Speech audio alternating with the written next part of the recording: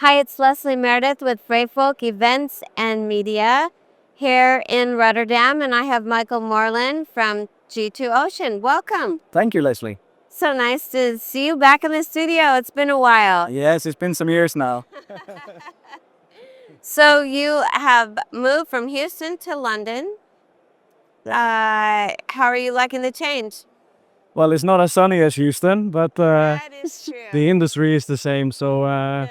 although the flag is different, I really enjoy the atmosphere at G2 Ocean and our ambitions. So very happy to be part of that. Right. So, well, tell us more about G2 Ocean. Well, G2 Ocean comes from a pulp and forestry focus. So the fleets we operate is primarily born from the open hatch bulk builds, Japanese, Korean, mainly built ships. So um, my spin on that is the project cargo side of it. So we try to deploy the ships in the project cargo space to mobilize back to our pulp ports that we have contracts from.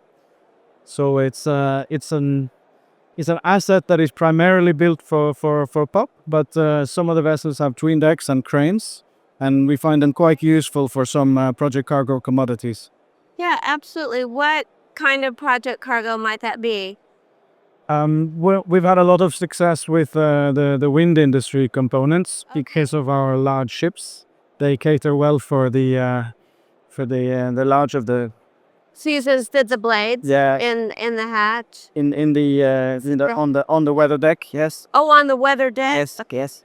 So I had to brush up on my yeah, vessel lingo. that's all right. That's all right. But larger vessels can accommodate economy of scale on the renewable side, so we can fit a big volume of blades and/or towers for the OEMs that operate for the wind industry. So we've had some success there, and also pipe commodities and things that can go well in bulk holds. We're also quite successful in that, and it's interesting times for us.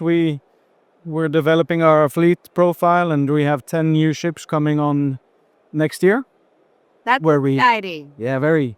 So increasing capabilities with a slightly better crane capacity. And what about fuel?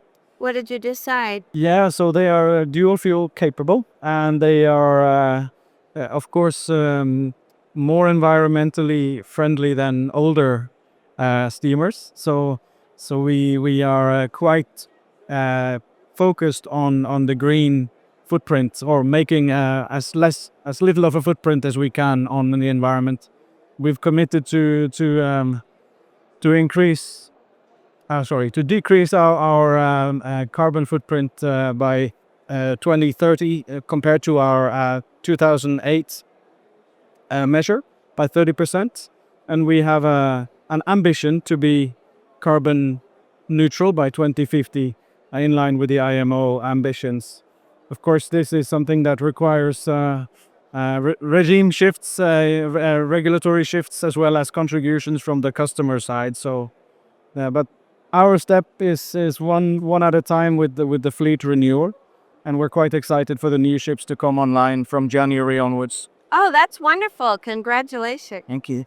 That's great. So tell me, uh, today, what is the biggest challenge, do you think, to the fleet, just in general?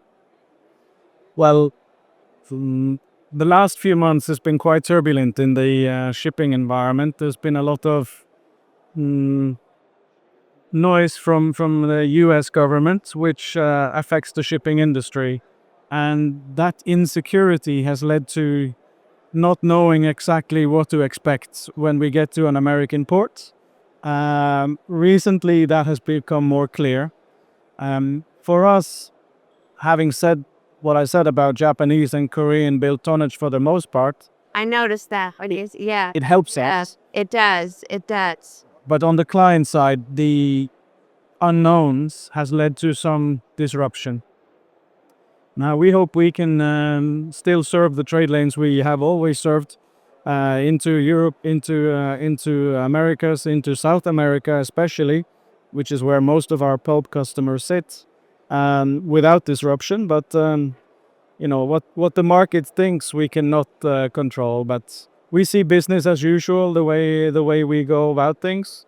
We have the tonnage that shouldn't be affected anyway by the lack of desire for Chinese tonnage to the US. Yes. So we're quite confident about the future. We feel we have a fleet that can serve our current clients well, and we are keen to build on that with our partners going forward.